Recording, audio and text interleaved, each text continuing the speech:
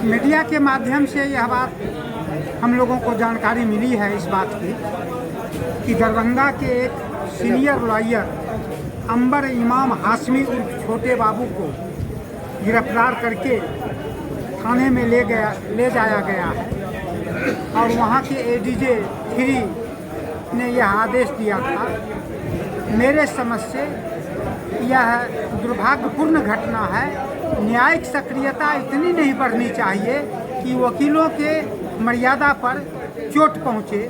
जिस तरह से वकीलों को पुलिस ने घसीट कर ले गया है और उनके साथ साथ छोटे बाबू के साथ साथ सुशील चौधरी को भी गिरफ्तार किया है, यह काफ़ी निंदनीय है। इस तरह की घटना नहीं होनी चाहिए।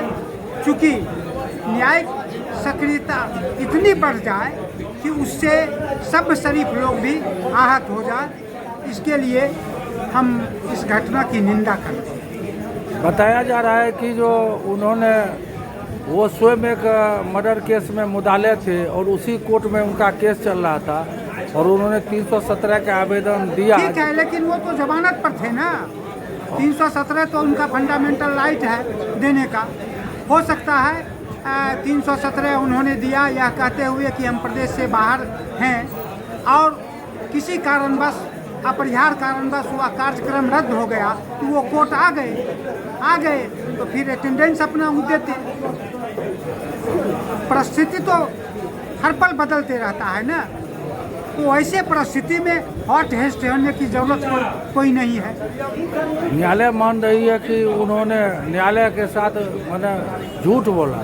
नहीं, न्यायालय के साथ झूठ बोलने का प्रश्न नहीं है। सारी बात तो परिस्थिति पर निर्भर करती है कि हम अभी डिस्ट्रिक्ट जज में बहस करने के लिए जा रहे हैं, लेकिन बीच में अगर ऐसा कोई कॉल आ गया दूसरे कोर्ट का तो हम डिस्ट्रिक्ट जज कोर्ट में अपियर ना होकर के दूसरे कोर्ट में चले गए। तो व्यक्ति की परिस्थिति पर निर्भर करता है। उनकी संभावना थी कि वो बाहर जाने वाले थे, उन्होंने इस तरह का डायरेक्शन अपने अधिवक्ता लिपिक को दे दिया कि ठीक है आप 317 का लगा दीजिएगा।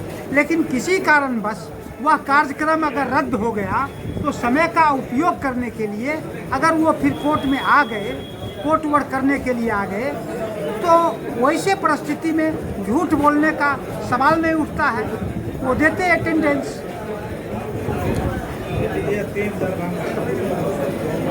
ऐसे परिस्थिति में इस घटना को लेकर के हम लोग प्रतीक्षा कर रहे हैं बिहार बार काउंसिल क्या इस पर रणनीति बनाती है, दरभंगा के साथी क्या रणनीति बनाते हैं और बिहार युवा अधिवक्ता कल्याण समिति भी इस बिंदु पर आपत बैठक करके और रणनीति बनाएगी।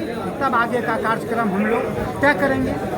आप तो बिहार युवा कल्याण समिति में रह चुके हैं पदाधिकारी। बिल्कुल, मैं बिहार युवा अधिवक्ता कल्याण समिति का पूर्व महासचिव रहा हूँ और अधिवक्ता के हित के लिए संघर्षरत हूँ।